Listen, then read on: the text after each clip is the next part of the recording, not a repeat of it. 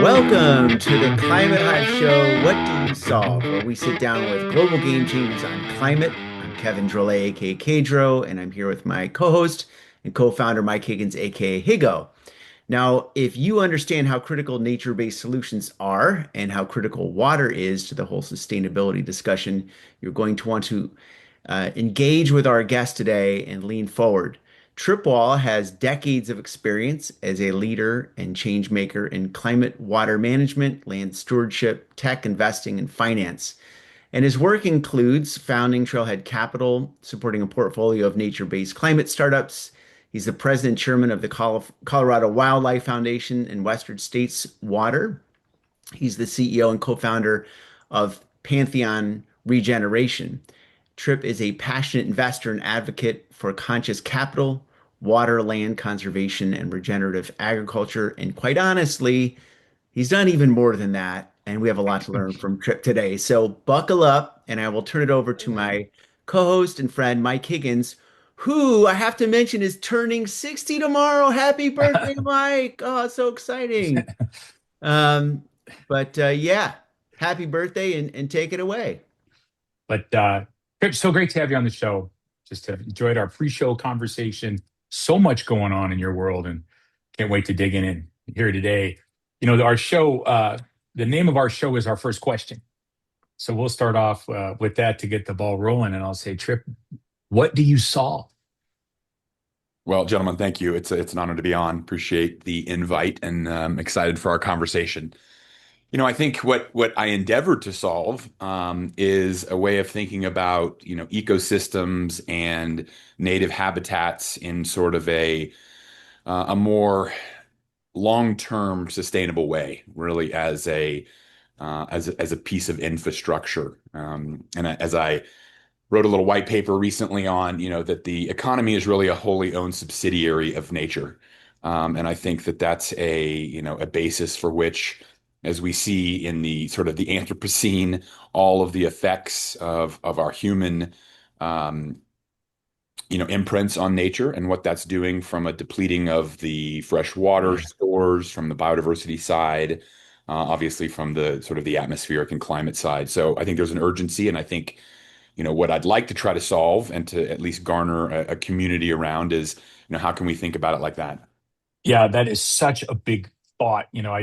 I know from our last conversation, you talked about nature as infrastructure, and it sounds like that has evolved into this wholly owned subsidiary of nature, which is exactly right, and such a big thought, and such a good point of view. What would have to change in capital markets, for that to become mainstream in terms of how they evaluate opportunities? Yeah, and I think a couple of different things. I think that the sort of anachronistic thinking around ESG, right, has been a bit of an optic nod to, the environmental, the social, the governance. I always want to say I really like to extract the E from the S and G, because I think it deserves its own vertical. And, I think we're starting to see what is the impact of nature and the degradation on, corporate income statements and balance sheets. And I think that's the real piece of it, as I kind of talk about the environmental inflation element to it, right? As we talk about, insurance issues, whether that's in fire exposed areas, whether that's in coastal hurricane exposed areas, no longer being able to get either reasonable policies or policies at all, I think is a good example of sort of how that's going to show up on personal and corporate balance sheets. There's obviously the cost of water, the cost of rail refrigeration when you're going through in Arizona at 122 degrees. There's just an impending increase in the cost of doing business that is directly correlated to the natural world. Always has been. It's just never been priced as an externality. So I think that's starting to happen. I think people are starting to realize, and I think honestly, the tipping point, around data centers right now, is a really salient way of thinking about it, because as you're tapping into community aquifers, you're increasing water costs. you're increasing power grid drag for this massive spend that's happening amongst the hyperscalers. It's really coming to sort of the public theater and consciousness, I think. Tripp, I Yeah, wanted I think so too. Oh, sorry, Kev, go ahead. that's all right. You interrupt me all the time. I'm definitely Yeah. good at this point. Tripp, I wanted to like actually see if ask you to speak a little bit about nature-based solutions because th you have a lot of experience here. You see obviously something huge value for people, but also from businesses, Mike was asking about. Um, but the business model seems like it's still evolving, and it seems like there's some things that race ahead that get invested in projects that are going to be like 30 years out, may or may not work, and there's a lot of attention that get paid to them. But then nature-based solutions, they get much less attention. Can you give both, why are you involved in nature-based solutions? Like what brought you to this point, and how do you see the contours of these businesses and models like what you're doing with Pantheon growing? Well, great question, Kevin. Thank you.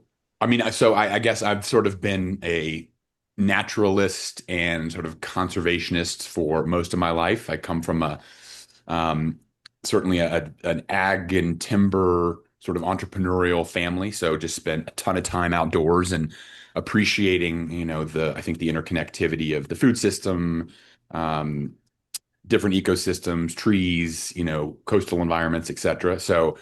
And I've just had a passion most of my life around, personally being outdoors, personally thinking about sort of the water connectivity to the land, sort of the biodiversity side of those things, and have in my philanthropic time done a bunch of work, Colorado Wildlife Foundation, Western States Water, et cetera, around thinking about these issues. And really, that's what led me to want to create not only Trailhead Capital but Pantheon because as important as the sort of philanthropic nonprofit world is, it is a catalyst for change and for funding things. I feel an urgency that world is too glacial to address, and so I think it has to have, I think nature needs a an institutional advocate, Mhm. public market.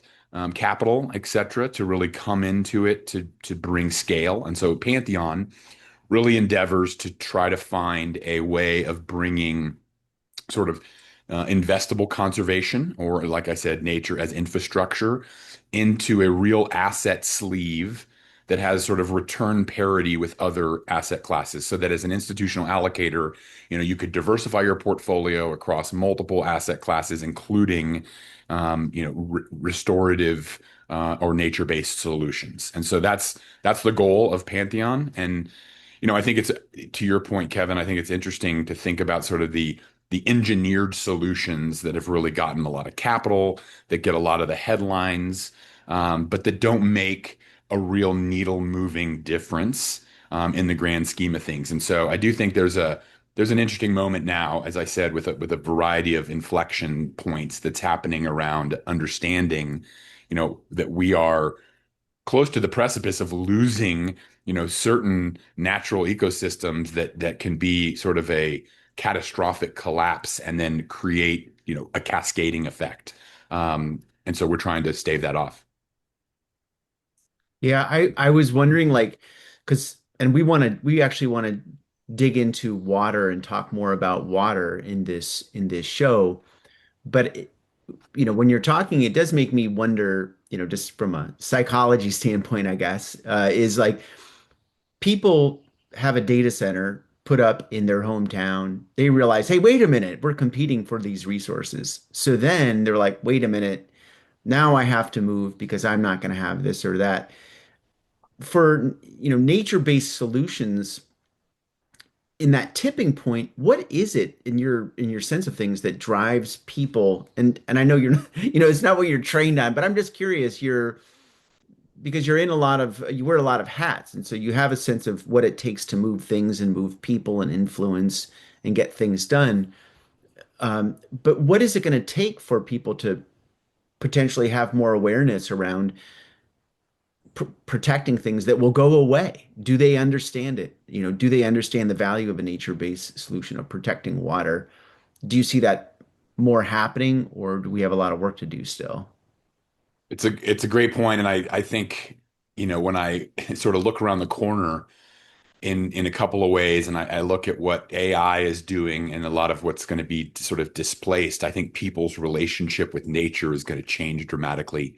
I think there's going to be a lot more sort of exposure to nature when people have a lot more time on their hands, as certain tasks are sort of replaced, with let's say AGI. I think right now, it kind of depends on what you do and where you are as how you think about nature. I mean, I think, California, let's take the West Coast, has so many sort of natural emergencies that are all happening, whether that's the sort of the atmospheric rivers that are creating floods, whether it's the catastrophic fire, whether it's the drought conditions around ag and having to fallow tons of acres of what used to be productive cropping systems. That brings, I think, a highlight to people to understand that something's going on. I think a lot of people view this sort of issue through food pricing.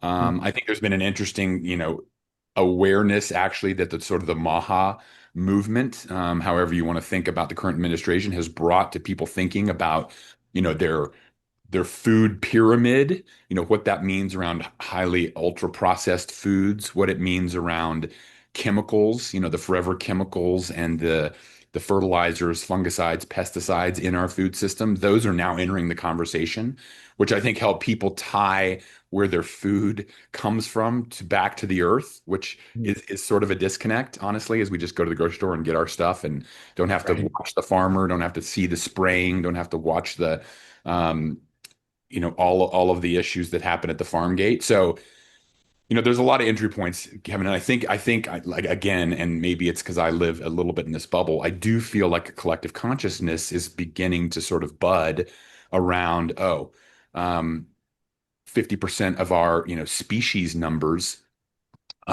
in the world have collapsed in the last 50 years. What does that do to? It's a lot to do with us, a lot to do with our food system, a lot to do with the development and how we think of sort of extractive purposes of getting what we want on nature, from nature. Yeah. And nature's such a critical infrastructure component to so many of the things you discussed, right? I mean, I think one of the big challenges in the climate discussion is that we pay attention to what affects us. We pay attention to what is visible to us. And so much of the conversation in the climate world isn't necessarily visible right where we are, but that's changing, especially for you and I here in Colorado, right? And Kevin in California, with this severe water crisis, particularly for the lower seven states. And you were on the Western States Water Council. So, I mean, you understand it better than anybody, but this is going to become massively visible in the very near future. Colorado had a disaster of a winter, and we're the headwater for the Colorado, which feeds Lake Mead, Lake Powell, that whole basin. And so I finally feel like that visibility is going to come front and center, you know, and even around me here out in North Denver, there's thousands of homes scheduled to be built, thousands of single family homes scheduled to be built, right? That's the economic pull. But then there's the other pull. Where's the water coming from?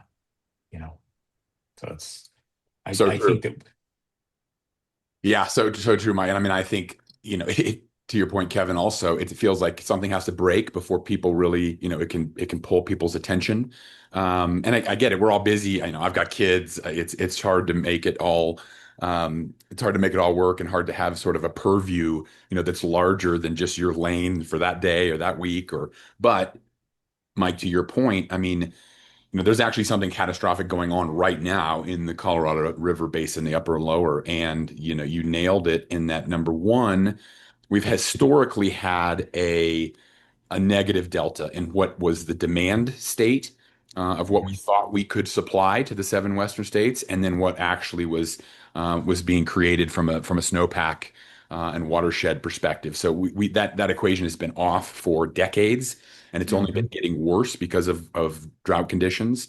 This year was historical in that we had the lowest snowpack on record, and so we are really in a hard spot, and it coincides with a unique timing around the Seven State Water Compact, which is was formed in 1922 and is due to expire in December of this year. And unfortunately, even through the last, years and years of meetings, the states cannot get together and create an agreement on, where to cut and how to cut. And so just in the last 3 weeks, the Bureau of Reclamation has come in and mandated a 20% cut to try to buy 1 year. So a 20% cut of the seven Western states water flows from Lake Powell will affect everybody downstream. And so that's trying to buy 1 year. It also included, which Mike, you'll appreciate, a recharge from Flaming Gorge Dam reservoir.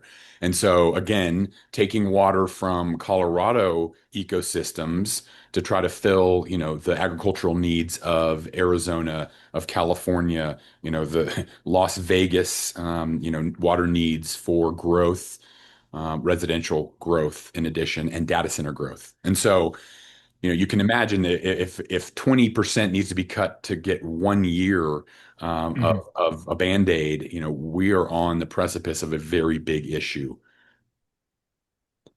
What do you see? I mean, I know you can't necessarily see the future, but you are pretty steeped in understanding of how all this plays out. What do you see some of the scenarios of how this plays out with water?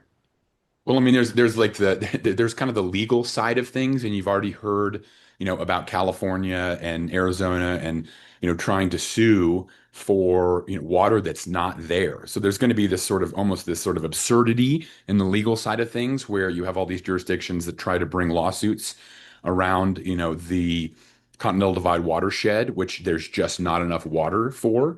So I think what happens is, you're going to have the federal government come in and make decisions based on where that water gets to go.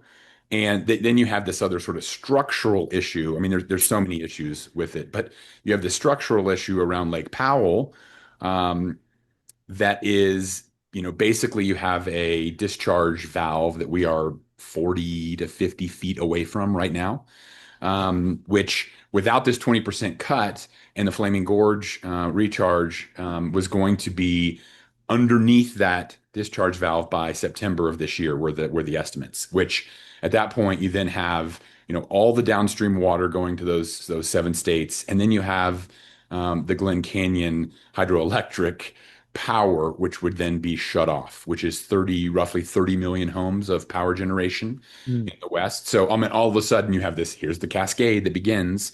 So you're having to fallow, agricultural fields in California. You're having to put, Las Vegas onto rolling, water cuts. Arizona loses a large amount of what is their entire water source. All these states, you can imagine, have other water sources too, but this is a huge contributing factor. So, it's going to impact development. It's going to impact municipal use. It's going to impact residential use. Our relationship with water is going to change. And as we talked a little bit about before, the price is going to have to go up, certainly in the West. And so, you're going to have again, this sort of disparity between people who can just afford to pay more for water and those who cannot. Um, there's so many structural issues. Part of it is the infrastructure, which, I think you're going to see a tax around water. That's part of what's going to increase the price. Because right now we pipe this um, snowmelt, in essence, in open channels for thousands of miles. So, just in terms of evaporation, we lose about 20% of that water on an annual basis. So Mhm. that needs to change. The usage needs to change. I guess one last point that I will say is, so what's the definition of what's beneficial use around these consumptive rights needs to change, in my opinion. So I think if you put, oil and gas and mining outside of what has now been appended as a beneficial use and shift the burden of cost for them to source their own water, not to be able to pull it out of the Colorado River Basin. I think that would be a huge change. There's a lot of things that could change. I'm not sure there's the political will until people start screaming when they don't have enough water to do it. And that's probably going to start happening really soon. Well, I mean, you're enormously knowledgeable on the subject with your time on Western States. So I appreciate that. I just learned a ton. I wanted to, Solver, also learn a little bit more about Pantheon and the work you're doing there. Because I read very interesting about the Pocosin. Am I saying that correct? The ecological reserve. You guys are restoring, the peatland in there, and that seems to be something that you're very involved with. That takes an enormous amount of your time. Can you tell us a little bit about that project and the bigger vision and carbon capture and the model around that?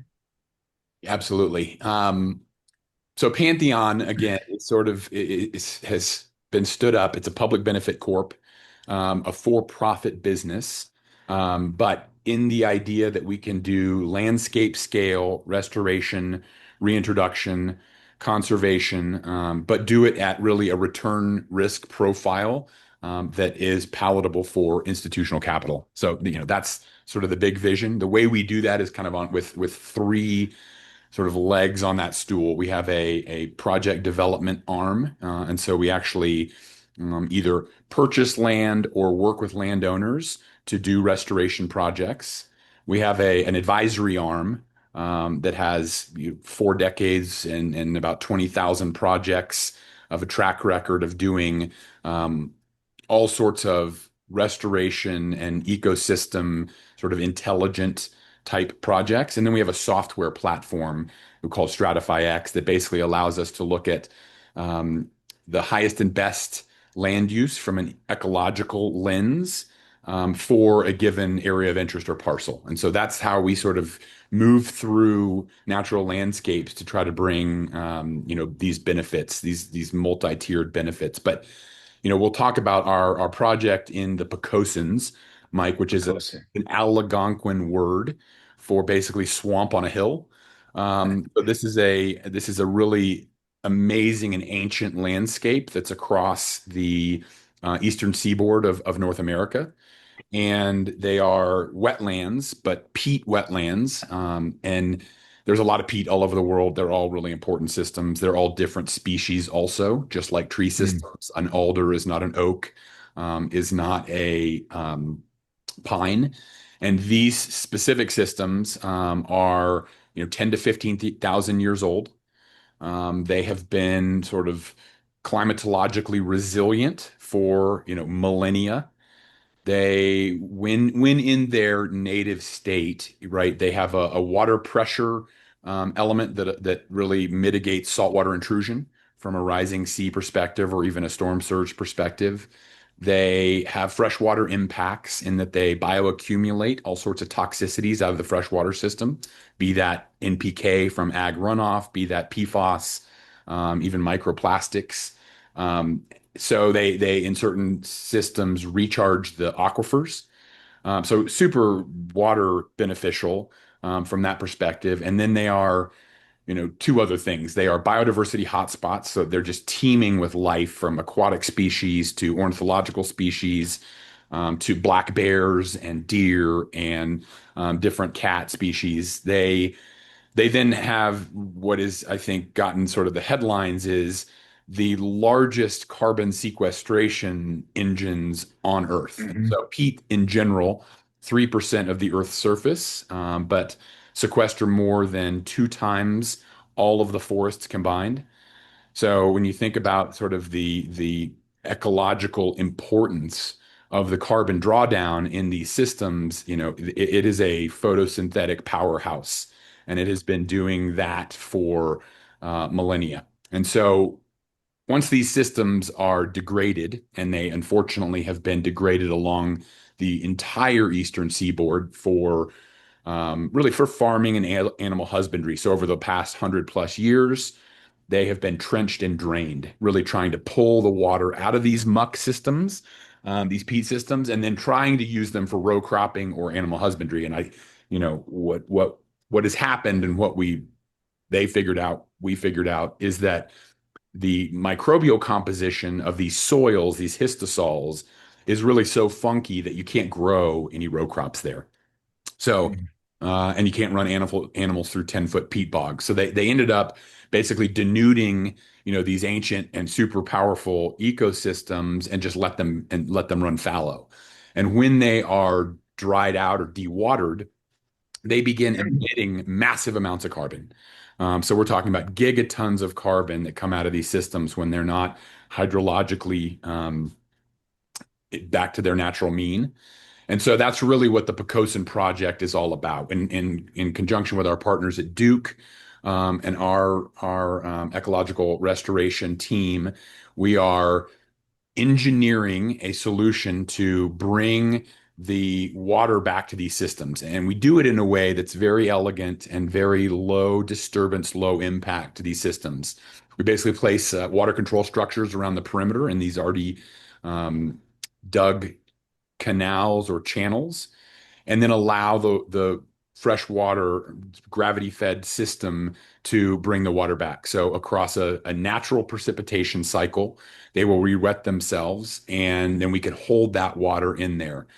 We have kind of a cool, there's a little bit of a tech element here that allows us to both monitor and maintain the appropriate hydrological levels of the water in table in these systems. And we basically have manipulatable control structures that are designed in these canals. And then we have water transducers that are placed all over the property. And so these are just small water level monitors, if you will, that we're able to understand where the water is. And then with the water control structures, we can manipulate the level of that water across a large landscape to bring it back to what has been, its 10,000-year-old natural averages.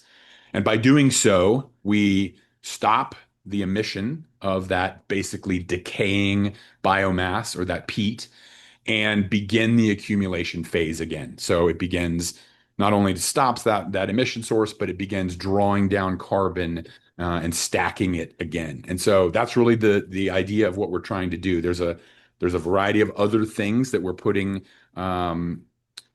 into these landscapes, reintroducing endangered species with U.S. Fish and Wildlife, monitoring biodiversity, looking at conservation easements that we can actually then put on top of a post-restoration parcel so that for perpetuity, the land use won't change. It'll never be a phosphorus mine or a parking lot. So that's the sort of the ethos, Mike, of the Pocosin projects.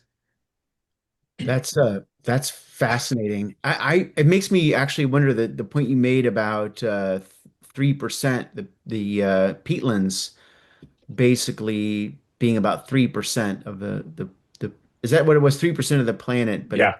two times carbon sink of all forests. And can you talk about like sort of a project like this in relationship? There's a lot of people that think, let's just go plant a lot of trees, right? Where you're actually, this is protecting and revitalizing something that's even a lot more powerful than forests. But when a peatland is destroyed, I mean, you can't really plant a peatland, right? It's like so biodiverse and it's not like it's quite different. Could you talk about sort of the difference? 'Cause I think you have some experience in afforestation too, right? Well, and that's why exactly, and that's why we picked, peat as kind of the most urgent need for restoration because, like you said, Kevin, you just once you get these so degraded, you can never bring them back in human lifetimes, and they're such powerful, climate engines. They are these unsung superheroes, which have always just been sort of,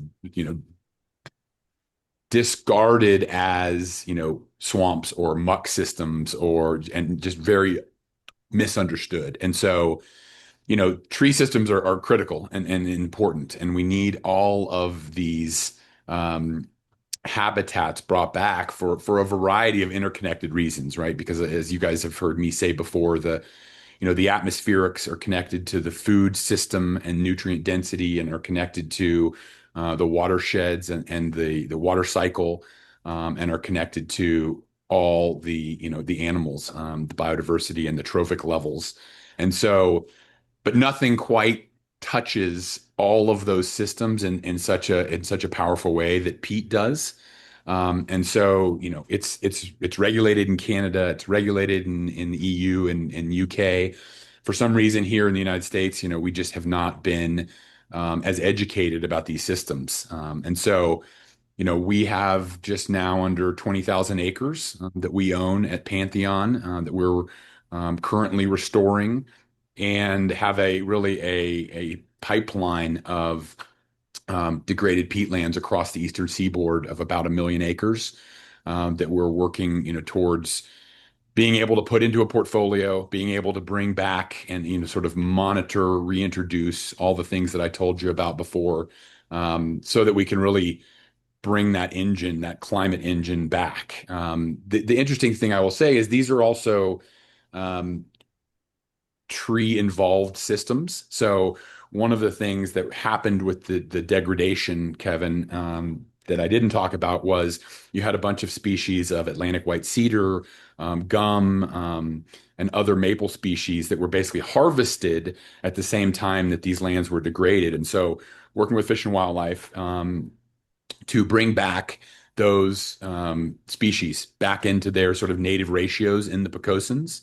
And so, they have a huge amount of ornithological duck habitat, for instance, that we can bring back. So, I think the way we think about restoration that's a little bit different is trying to bring back sort of an ecosystem health metric that looks at Mm. how these systems sort of were historically. A lot of a lot of ARR, a lot of more IFM stuff is still a monoculture thinking about trees as a product.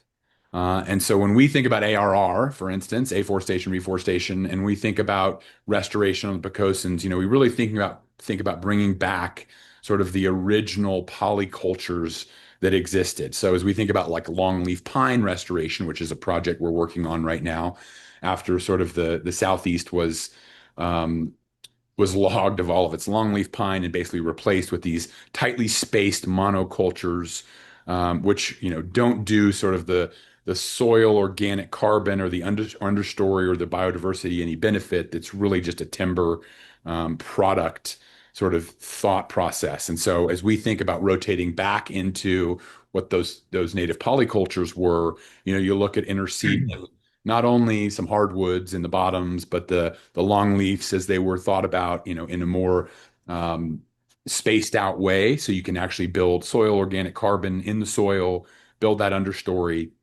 build back these healthy, water, biodiversity, and then of course, they're sequestering carbon at the same time. So I think that's the way we see it a little bit differently than some of the other project developers, and why I think we've gotten you know, a backing from some amazing sponsors and investors into what we're doing.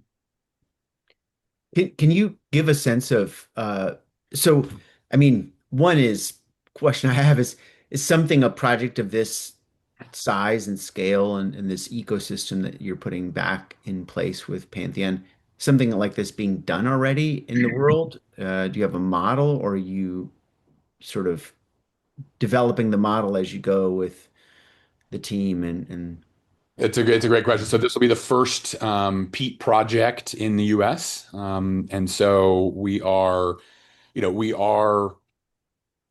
building the model, I guess I would say. I would say we're doing it though with really robust science, peer-reviewed, published science. So my chief scientific officer actually founded the Duke Wetlands Center some decades ago and is the sort of foremost Pocosin expert. So 40 plus years of investigating these systems, thousands, if not tens of thousands of data points. And that's 10-foot core samples. It's gas chamber analysis across huge landscapes. It's these water transducers, tens of thousands of those data points. And then another piece of tech that we're using that's pretty cool around the carbon side are eddy covariance flux towers. So these are large towers that we can set out in arrays on the landscape that actually can mass balance all the atmospheric gases.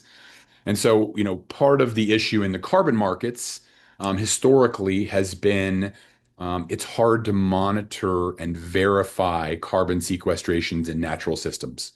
And so one of the cool things that I think is sort of confluencing right now is you have these huge data lakes of scientific literature, that has been validated and verified. And you have this sort of instrumentation and technology that's come to the market that can really give you, robust and confident readings on the sequestration. And so these towers, these eddy covariance flux towers, actually do a mass balancing.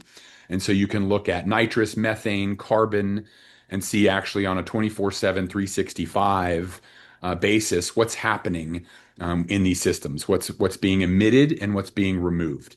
And Mhm. so being able to bring all that together to give the market confidence in the kind of projects we're doing and the amount of sequestration, I think is a big win. And I think it's going to be a big win for all sorts of nature-based systems, grassland restoration, certainly like in rangeland, mob intensive rotational grazing systems that are looking at how do we verify the amount of carbon that we're bringing, into the soils, into the tree systems, into, mangroves, into salt marsh systems, et cetera, et cetera. And the eddy covariant flux tower, just because I wanted to repeat that, I got it. Yeah, I yeah. was You going wanted to to say that say, out loud? yeah, I wanted to say, I was going to say, now what are you guys doing with the flux capacitor that helps us? No. Don't worry, to our listeners, I Future. just want to let you know that there will be dictionary definitions at the end of the program. Uh, no, but is the eddy covariant flux tower, is that part of what, because the business model for Pantheon in part is carbon credits, and we had discussed in our last show, learning from that. Um, but you're also building what, like Mike referred to in the beginning, or you've referred to as like a climate infrastructure. But can you talk about like how does the business model work? Like how do people get behind this? Because it seems like money just gets pulled away from projects that are protecting the earth right now and go into things like data centers because we want to ask ChatGPT a question, I guess. But Yeah, so the idea is basically that we create a sort of jurisdictionally specific stack of ecosystem income streams. And so that's going to be different in every county, in every state. And so, for instance, we look at a couple of screens, and this is part of what we use Stratify X, the software, for. So it gives us a parcel level view at ecosystem income stream opportunities. And that's everything from watershed opportunities. So that could be mitigation banking opportunities. That could be riparian buffer credit sale opportunities. It could be nutrient mitigation opportunities. It could be volumetric water opportunities. So there's a whole thing like a water thing. And that depends on where you are, what watershed you're in, or HUC as they're called. Those are hydrologic units, and those are assessed by Corps of Engineers all over the U.S. So depending on where you are, we assess that first, okay, and then we look at that income stream. How can we stack that? We look at the carbon opportunity. So what is the soil type, sort of hydrologic condition, the landscape that would be available or eligible, could be a tree project. And based on land use history, we would then assess what particular registry and particular protocol or methodology would be used. So, depending on if it just came out of ag, if it was in a monocropping tree system, if it was a fallowed wetland, et cetera, there would be a different sort of eligibility for there. So then we stack in the carbon.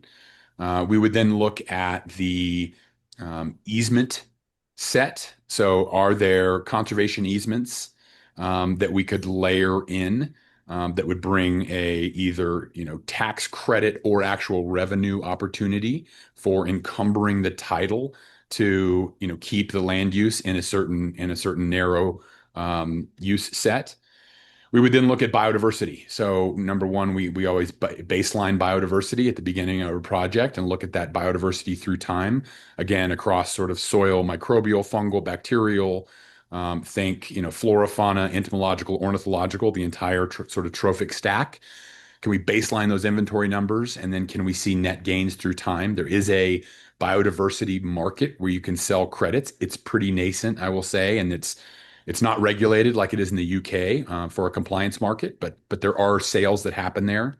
There are also species credits.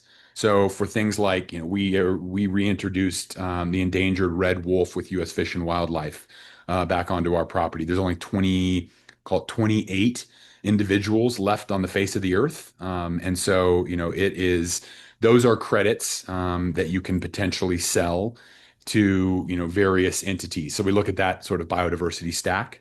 And then we look at the agricultural stack. So on a lot of these lands, you do have sort of marginalized land that's not either it's so degraded from a historic peat state that it can't be brought back, as we talked about before, and could Yeah. possibly be amended for agricultural purposes. We would look at what are the regenerative agricultural opportunities there that are sort of harmonious with the restoration of the entire thing. So that's an idea of sort of the way we would think about income stream stacking, and how you could put that together to what we believe is get to a high teen, low 20 IRR on a given property that would be attractive to an institutional investment set. Yeah, I think that's the big turn for you guys is moving away from just relying on grants and moving into institutional investors for the kind of investments that these things will require. I mean, these are obviously extremely complex, because you've got software systems, people, you've got to, get out and you got to get land. I mean, land and possessing land and acquiring that land must be a huge challenge to all of this with, just the scale of these projects, Well, that's what, So that's honestly, Mike, that's what AI and our software system allows us to really expedite because we can do sort of fatal flaw analysis and scientific due diligence on the front end, either before we go under contract or before we allow our earnest money to go hard. We are able to do, sort of a desktop screen mapped with an on-the-ground truthing, in a really short order to see is this parcel eligible for these entire stacks of things. I'll give you my right. my team is down on the property. I was there on some of our property last week as I was at Duke doing some presentations on what we were doing.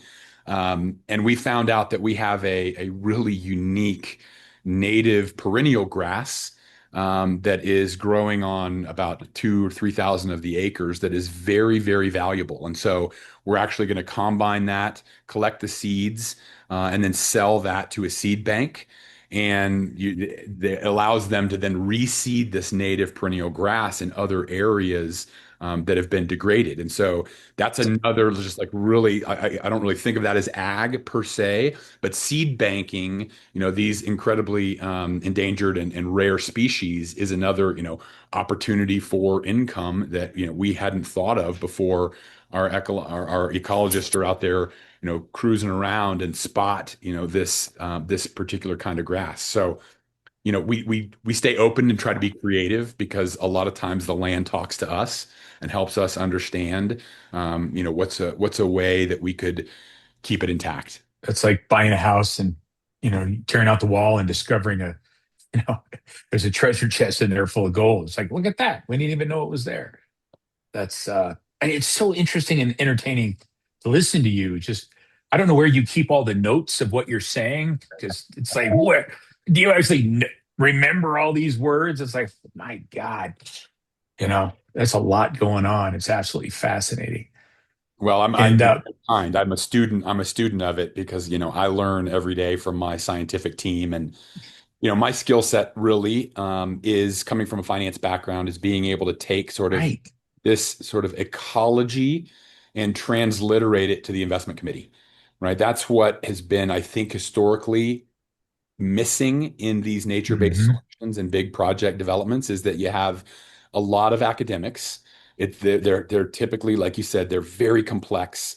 Biology and ecology and these things are they're hard, and it's a lot of too long didn't want to read.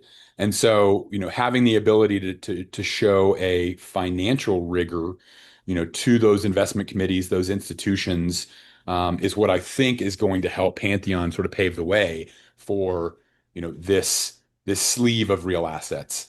Yeah, I can see that being a critical aspect of making all this work for sure, especially when you're dealing with institutional investors. That's a big deal. That's a big translation capability skill set for sure. What's the timeline on a project like this? I mean, I know growing trees, the timeline is measured in decades, but for you guys with the bulk of the work up front, like have you started? Are you in it? Are you on the backside of it? Is this start happening in 27? Yeah, and that's the other thing that just amazes me about the peat opportunity is that it has an immediacy to it, um, because of the resilience of these systems that's really powerful. And so, we purchased the land across the last couple of years, and we've been restoring it, the restoration will be complete here in 2026. Let's call it early Q3. It's weather dependent, but it's something like that. And so you really could have some of it depends on permitting. So for instance, we Mm, have Corps of Engineers 404, state 401 permits that are required to work in these wetlands.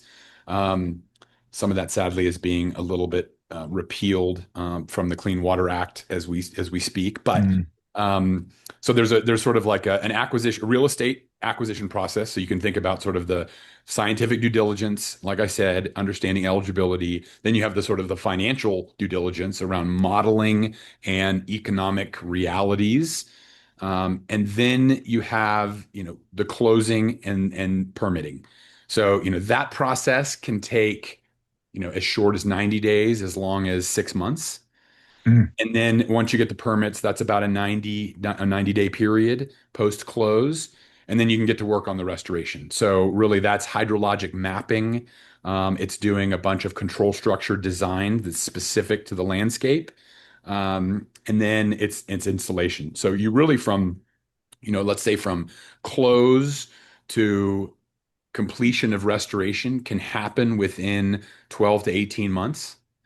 And again, there's some variables there with weather, but then you have these systems back intact. Now, it's within that restoration period. Once you install all the control structures, you have to have the appropriate, precipitation cycles. So that happens in different areas over different times. So depending on that, that could add, a little bit more time. Um, there are certain, weather events that could actually re-wet these within a matter of days. It might take 60 to 90 days. And so that's mm. the amazing thing is that all of a sudden you've sequestered this amazing amount of carbon in a very, very short time. I mean, a tree system, to your point, even a loblolly in a quick growth format is a 20-year arc, and Atlantic white cedar is 200-year. And so you think about how powerful, as we discussed, these systems are, and then how quickly you can bring them back into, this sort of generation mode. It's amazing. Yeah, those timeframes are way shorter than I thought I was going to hear. I Yeah, mean, me too. that's very encouraging. We're getting close to the end of our hour here. I was just curious, Tripp, is there anything that we didn't ask you that you think would is an important question to ask you, or that point that you really feel is important for people to know in the work that you're doing? I think it's so much. It's these systems and sort of ecosystems span, way outside of what we covered today in terms of just peat. And so the way we sort of view the U.S. and we're primarily U.S. based, although we have projects right now that we're looking at that are globally um, focused. There's so much work to do and so many, habitats and ecosystems that need restoring. Mm, I always think about, we look at grasslands. We're doing a project right now with Duke University that's looking at coastal salt marshes, looking at oyster bed restoration for, sort of wave energy reduction, hurricane mitigation, all of these things that we've degraded in marine systems, in freshwater systems, in our soil systems, in our tree systems. Um, I really just I hope to be able to encourage other folks to move into the space and to do it because there's more than we can do, obviously as one group, and it's so urgent from a climatological perspective. I think we talked about a little bit, and I've been geeking out on this idea that what we've started to do with the increase in temperatures on the Earth's surface is take this water, our water table, our water cycle, and pull it, sort of suck it up into the atmosphere, into different strata in the atmosphere. And it's removing the quantities of water that we need at the surface level. So it's wicking it out of soils, because we've really taken and denuded the microbiology in our soils. It's taking it out of tree systems. One, because we're cutting them down, whether it's palm oils or Amazonian forests, and it's spreading it across the atmosphere in a way that we can't access it anymore. It's actually changing the rotation of Earth, slowing it down in certain ways. But more importantly, it's removing it from the human use, animal use, Earth terrestrial use. And so, I think it's super important that we start thinking about how do we bring soil health back, right? Which ties back into sort of that nutrient density and the way we think about agriculture and farming. So I guess, Kevin, you can tell I think about this a lot, and I hope to be able to really put a template out there for other developers to take, their expertise in a given geography or a given system and think about this in a way that's both productive for human systems. I'm not trying to take these lands, out of necessarily food production or water production, but how can we do it in a way that's more harmonious, for the longevity of people and planet? Extremely happy you're thinking about that. I am too. my, my go trip. Well, there's a lot of people thinking about it. Again, I just think, it's hard to pull these projects out of sort of the philanthropic and grant world, which is super important. Yeah. And I champion. There's so many great groups that are doing amazing work. I just, I'm not sure that happens fast enough. And so I'm hoping, there is a next generation of sort of commercially minded developers that can bring that sort of reverence for nature, for food systems, for even indigenous stewardship, right, to the forefront that is, really beneficial for everybody. So, and businesses, like I said before, I mean, I think, businesses, they require nature, to run. And so hopefully there's sort of a coalescence around that ideal, as we move forward in this AI era.